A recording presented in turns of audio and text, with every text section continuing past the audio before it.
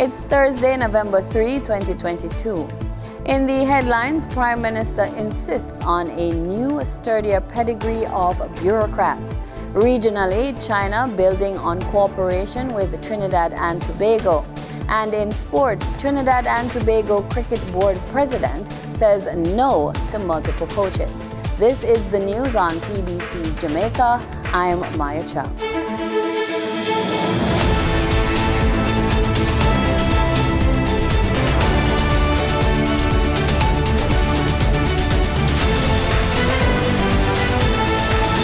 A new pedigree of public sector worker is being produced through the Jamaica House Fellowship Program. The statement was made by Prime Minister Andrew Holness, who conceptualized the initiative. We have more from Carla Thomas-Hewitt.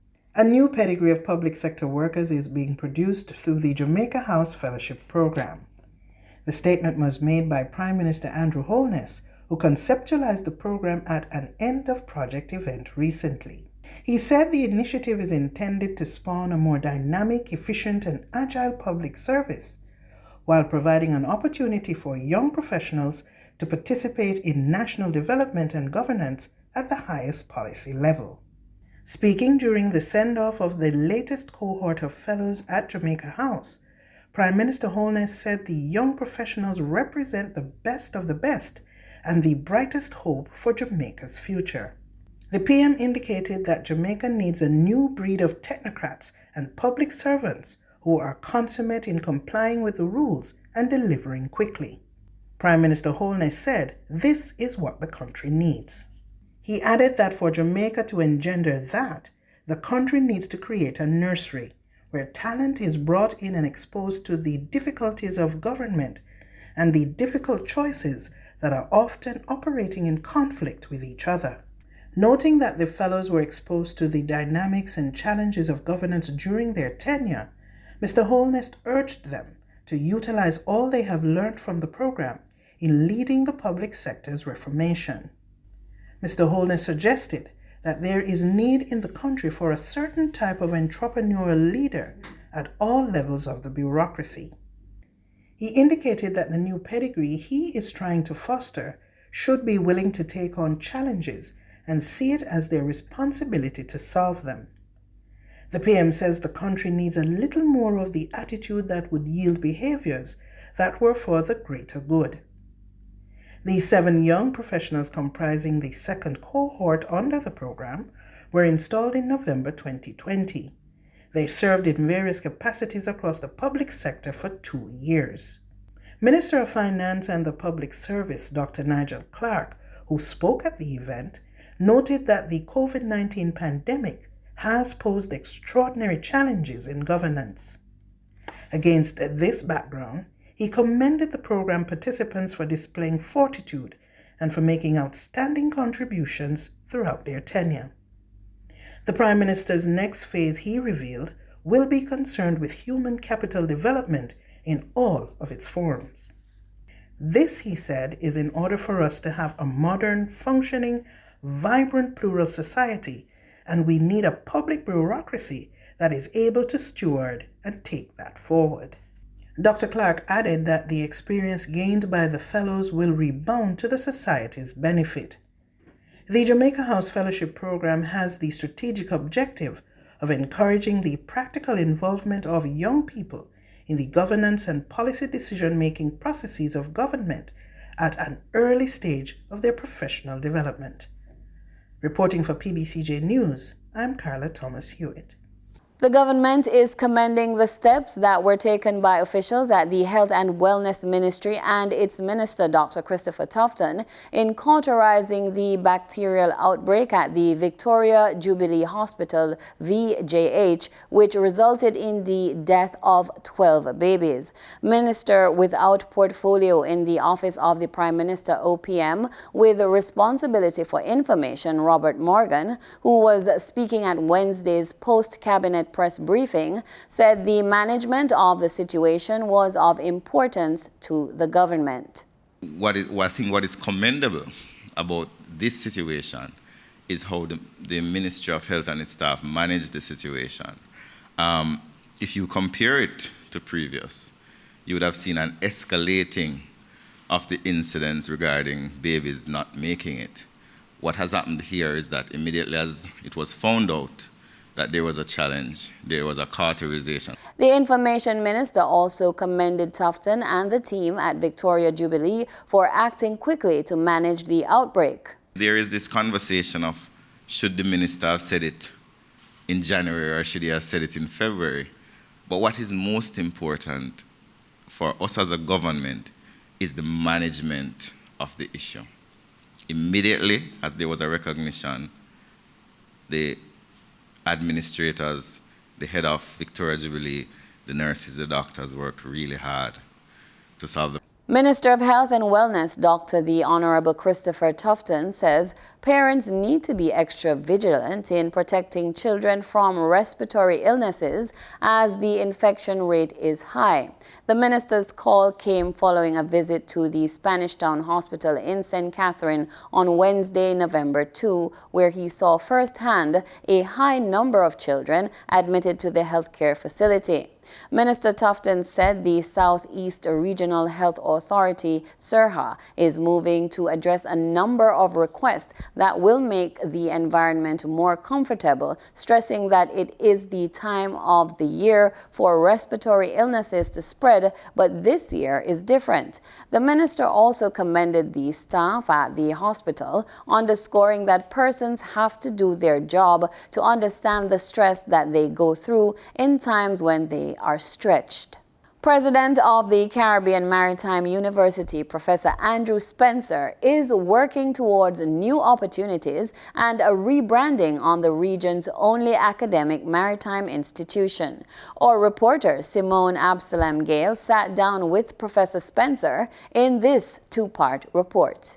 The past 2 years have been fraught with challenges for the Caribbean Maritime University. The COVID-19 pandemic is but one of them. But like all educational institutions across the island, it's back to face-to-face mode and looking towards the future.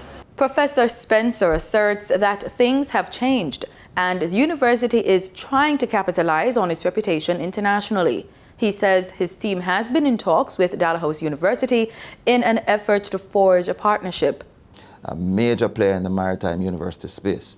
And in engaging with them, we're looking at student exchanges, staff exchanges, we're looking at staff development, we're looking at joint consultancy, we're looking at joint research, and we're looking at a number of areas that would help to build out our space. Our intention is to become top 10 maritime university globally, and the way you do that is to drive all of these areas. So I did say we're building staff, we're building partnerships, we're building a research culture, not necessarily the traditional research culture that is intended to create, esoteric things that go on a shelf, or, papers that repeat what others are saying and amount to being just purely tautological. We are going to be that applied research university that's going to focus on the things that are cutting edge. We're going to use the facilities available to us to provide solutions for industry. And so that's how we're going to do it. And we have to tell that story.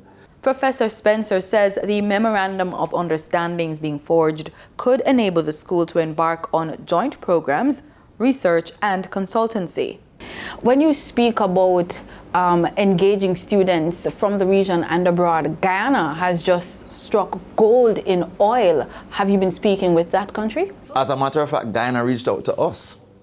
Guyana has indicated that they want an MOU between the government of Guyana and the CMU, and we're going to try to make that happen before the end of this calendar year. Because the truth is, by next year we want to see a steady flow of students, not just from Guyana, but from Suriname. Suriname has reached out. We want to see a steady flow of students from Antigua. We've been getting those, but we want to get more from Belize, and we want to get more from... And so that's kind of our focus. So we're going to be hitting the road to ensure that everybody understands why they should be a part of the CMU family. The former executive director of the Tourism Product Development Company is confident about the position that the CMU holds in the economic development of Jamaica. You're quoted as saying CMU is a gateway to global trade. Explain that quote. If you think about how we are able to trade goods and services into the region, over 90% of that comes by sea. If you are the only university in the Caribbean focused solely on that sphere, then naturally you are controlling, you're driving education that is influencing, if not controlling, the flow of money into economies in the region. And that's the reality. We are island states. And that's why the CMU is so important. In another large mass of land environment, then another kind of university may be most important. But where you have so many island states of the region, where almost everything that happens comes via sea, then we must be at the epicenter of all of that. Speaking of the CMU's global link, the university recently held the 2022 CMU Academic Industry Conference in September. The two-day conference was held under the theme End-to-End Logistics, Opportunities in an Era of Uncertainty. Professor Spencer shared a part of his takeaway from the discussions. It was an amazing conference. I'm accustomed to going to academic conferences. This was an industry conference, and what I enjoyed about it was a perfect marriage. It was like a feast of real senior executives in industry bringing to the table what they thought were the germane issues. And then you had academics in other panels addressing some of those same issues with some solutions which may have been adopted. So coming out of that, what I think we have are a set of not just talking points, but some action. There were a number of partnerships too, and initial discussions which emerged. And we've been following up on a lot of those. For example, some of the port authorities around the region are trying to engage with the CMU now for the kind of applied research we talked about, so that we can move their businesses forward. So is that one, we got our students engaged, because students were in attendance. We got our faculty into the habit of presenting their research, and we brought industry to the table to see all the amazing things we're doing, but also so that we could borrow from their experiences in crafting the way forward for what we train people to do. All right, thank you so much for agreeing to speak with us. And it's now time for the Business Report with Danita Rodney.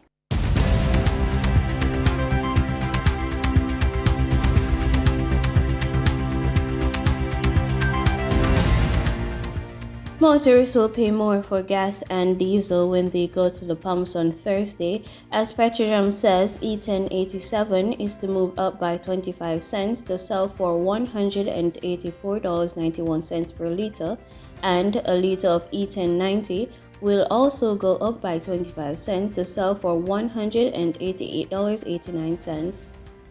Automotive diesel oil will move up by $3.96 per liter to sell for $227.53. Ultra-low sulfur diesel will sell for $235.06 per liter, following an increase of $4.50. The price of kerosene will go up by 25 cents to sell for $217.94. In the meantime, propane cooking gas will go up by $1.32 per liter to sell for $63.22, while butane will move up by 85 cents to sell for $68.59 per liter. Remember that retailers will add their own markups to the announced prices. The Jamaica Boilers Group, JBG, says its board has accepted the recommendation of the company's management to discontinue its operations in Haiti. The company made the disclosure to the Jamaica Stock Exchange on Monday, saying its board of directors accepted the recommendation at its meeting last Wednesday. The disclosure stated that operations at both entities ceased on October 29, which was the end of JBG's second quarter. JBG said with the closure, it will realize an impairment of $900 million, which reflects the asset it held in Haiti. For your market updates, in foreign exchange trading for Wednesday, November 2, the US dollar sold for an average of $154.22. The Canadian dollar ended trading at $113.46. The pound sterling traded for $178.11, and the euro sold for an average of $156. In JSE trading, the JSE index advanced by 596 points. The junior market index advanced by 30 points. The combined market index advanced by 835 points. And the All Jamaican Composite Index advanced by 126 points. Overall market activity resulted from trading in 98 stocks, of which 52 advanced, 34 declined, and 12 traded firm. Stocks Advance 4, AMG Packaging and Paper Company Limited, Caribbean Cement Company Limited, and Caribbean Flavors and Fragrances Limited. Stocks declined 4, 138 Student Living Jamaica Limited, Access Financial Services Limited, and Barita Investments Limited. Trading firm were Caribbean Cream Limited, Siboney Group Limited, and Equity Line Mortgage Investment Corporation preference shares. The overall volume leaders were JFP Limited and JMMB Group Limited 7.35% cumulative redeemable preference shares with over 1 million units, and Wigton Wind Farm Limited ordinary shares with over 800,000 units. In regional stocks, in Trinidad and Tobago, Clico Investment Fund was the only active security posting a volume of over 2,000 shares. On the Barbados Stock Exchange, 0 securities were traded. In regional business, a Korean trade delegation including investors from the United States is currently visiting Guyana and has expressed strong interest in partnerships with both the government and local private sector on a range of development projects for which financing is readily available. More from Newsroom Guyana. Among the touted investments from a visiting Korean trade delegation is the development of Guyana's first smart city, Silica City, a brainchild of President Irfan Ali. And proposals for private sector partnerships range from world-class housing developments and other infrastructure, such as new schools, hospitals, roads and bridges, the generation of green, cheap and reliable energy, improving water quality and training and practicing smart agriculture, among others. During an engagement at the Orchard Conference Center on Wednesday with senior government functionaries led by President Irfan Ali himself and leading private sector actors, the government seemed poised to intensify discussions on this front and move ahead with the development of Silica City. With several agreements to be signed between the Korean investors and the government by the end of the week, President Ali also encouraged the local private sector to see value in the proposals and move to establish joint enterprises. Specific to Silica City, the Korean company Yeokon Architects and Urban Planner shared its vision for the state-of-the-art infrastructure. With a design to ensure it is the most ideal smart city, Silica City is expected to be the economic hub of the Caribbean, located 35 km from the capital Georgetown and situated in 16 km of total area along the Linden-Suze Lake Highway. It promises to be pedestrian-centric, carbon-free, interconnected, sustainable, attractive and safe. Proposals were also made on a range of development projects with the private sector, even as President Ali said the Guyana School of Agriculture intends to capitalize on some with a memorandum of understanding to be signed to facilitate smart agriculture training and technology transfer.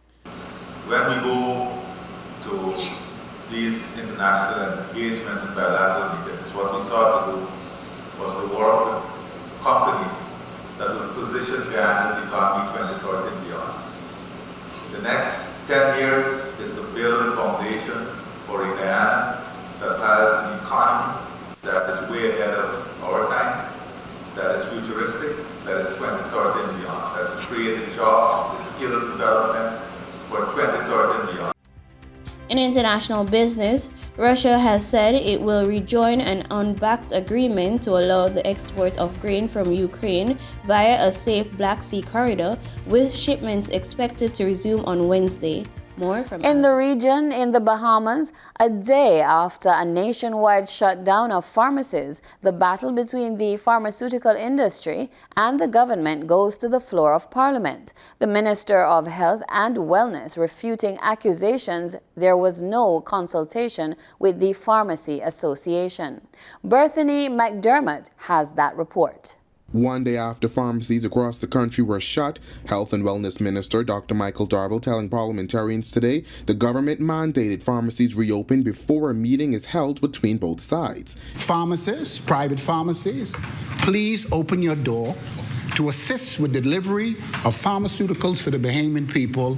Once that is done, we're prepared to go back to the table to listen to some concerns. The health minister was speaking on a point of order during East Grand Bahama Member of Parliament Kwesi Thompson's contribution to the debate to increase minimum wage. Thompson says the Davis administration must stop the arrogance and listen to the people they seek to serve. The evidence of this was yesterday when pharmacists were outside of the office of the Prime Minister seeking a meeting.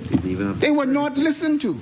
The Prime Minister announced changes to price control items, including the reduction of the profit margin on price-controlled drugs. Though the changes took effect on October 17th, the government delayed the enforcement, and both the Pharmacy and Retail Grocers Association submitted proposals, but received no response. The Bahamas Pharmaceutical Association also say there was no consultation, but Dr. Darville is saying otherwise. I'm sitting from a point where I know there has been consultation. Free National Movement leader Michael Pentard also weighing in, charging government is only meeting with the Pharmaceutical Association because they were pressured. Meanwhile, the back and forth got heated. They produced the minutes of the meeting, but those persons are not here to defend themselves, and they said publicly, you did not consult with them. That's what they said. However, we came across this post, the ministry's page on October 14th, with the caption, "Pharmacy leaders meet on new price control amendments." I don't have to lay a meeting. I'm telling you we had a meeting. Gentlemen, I was there. I don't have to lay the fact that I had a meeting. And still in the Bahamas, lawmakers have begun debating the resolution to increase minimum wage. Prime Minister Philip Davis kicked off the debate, saying that while the increase doesn't eliminate the economic strain on families, it's a help, adding that it's another step towards a livable wage. Be very careful to negotiate a minimum wage that would not slow down job growth. We are very mindful of pressures facing Bahamian businesses. Similarly, when we added diapers and more food items to our price control list, we are signaling to businesses that we expect the savings from reduced customs duties to be passed on to Bahamians. Now, the increase is retroactive to July in the public sector. For those working in the private sector, they have to wait until January. The last time we saw an increase in minimum wage was 2015. East Grand Bahama MP Kwesi Thompson says while the opposition supports the increase, they believe other actions will hinder the benefits. So I challenge the government to do more. Even with the increase in the minimum wage, it has not kept up with the real cost of living and inflation. The PLP promised to phase in a livable wage in the Bahamas. We have not seen a report on this. We have not seen a plan on this promise. The People's Republic of China's ambassador to Trinidad and Tobago says China is seeking to share its development dividends with Trinidad and Tobago. Terry-Ann Brown-Campbell has those details. According to China's ambassador to TNT, Fang Chiu, his country is looking to expand and deepen cooperation with TNT. We organized the top Chinese medical professionals in the area of value circular medicine to have online training and exchange of experience. He added the cardiovascular training will be a peer-to-peer activity. I also will donate the blood pressure kits, which is it's very useful and also in accordance with TT's needs. Ambassador Fang said this is not the first instance of bilateral medical cooperation between TNT and China. Between year 2014 and 2016, China sent several batches of doctors, groups of doctors to Trinidad and Tobago. And I think there's a very positive outcome has been yielded from that cooperation. But that program has suspended. Agriculture, law enforcement, new energy, green development and communication technology are just some of the other areas where the two countries are cooperating. Ambassador Fang made his comments as he addressed the media briefing on the 20th National Congress of the Communist Party of China. Terry-Ann Brown-Campbell, TTT News. In international news, the U.S. Federal Reserve has raised interest rates by 0.75 percentage points as it continues to battle the worst outbreak of inflation in 40 years. Al Jazeera has more on that story. Not only is the Fed increasing interest rates at the fastest pace since the 1980s, Federal Reserve Chairman Jerome Powell once again suggested the increases will continue. We have some ground left to cover here, and cover it we will.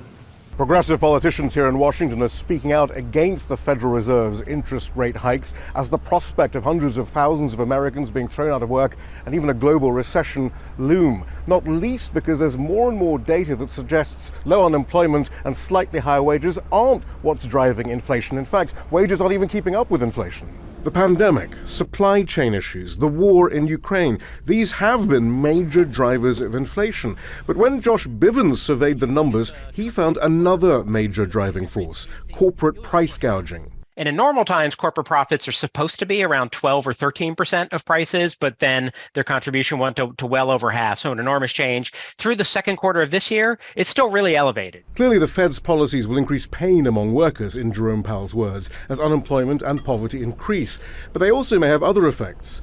Workers at this Home Depot in Philadelphia are voting this week on forming a union, part of a wave of labor organization across the U.S. at a time of low unemployment and an awareness of record corporate profits.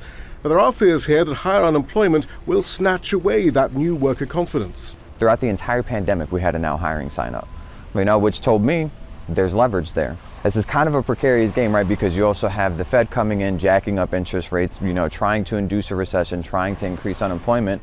However, Vince Quiles says although it's true that higher unemployment and fewer job vacancies, the stated goals of the Fed, may make some workers reluctant to unionize at all, younger generations who've experienced nothing but economic crisis have simply had enough and are likely to push on regardless. The younger people, look, I'm 27, I grew up throughout the Great Recession, the Iraq War. The economy's been really crappy for us, and so there was kind of that era of like, look, things are already bad. We might as well take a shot and try and improve something.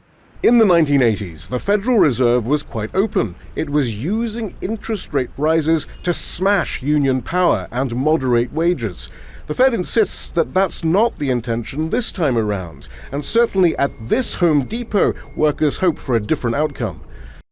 And in sporting news, Trinidad and Tobago's Cricket Board TTCB President Azim Basarath is not in support of having separate coaches for West Indies white ball and red ball cricket teams, stating that Cricket West Indies can't support it at this point in time.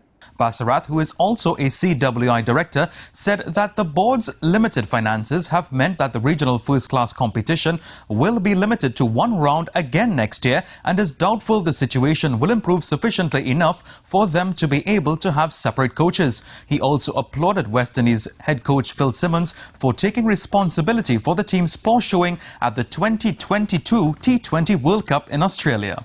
Trinidad and Tobago's campaign to defend its CG Insurance Regional Super 50 title got off to a winning start on Monday when the champions defeated combined campuses and colleges at the Brian Lara Cricket Academy in Tarouba, Trinidad. The combined colleges and campuses were sent into bat, and from very early, Captain Nicholas Puran's decision paid off. Shannon Gabriel found a faint edge through to the thankful Joshua Da Silva, and Seals tricked Kalicharan for 2. Jonathan Drakes provided some resistance with his 38. Former Red Force captain Dinesh Ramdin didn't get off the mark. He fell to Hussain, who got 4 wickets. Drakes continued to rally on, but around him wickets kept falling, and eventually he too was dismissed, as the CCC eventually were bowled out for 119. In reply, Kijon Utley scored 67 not out as the Red Force reached 120 for 3 to win by 7 wickets. Ian Wayson, CNC3 Sports. And that's it for news on PBCJ. I'm Maya Chung. You can follow us on our social media platforms at PBCJamaica, and remember that we are the People's Station.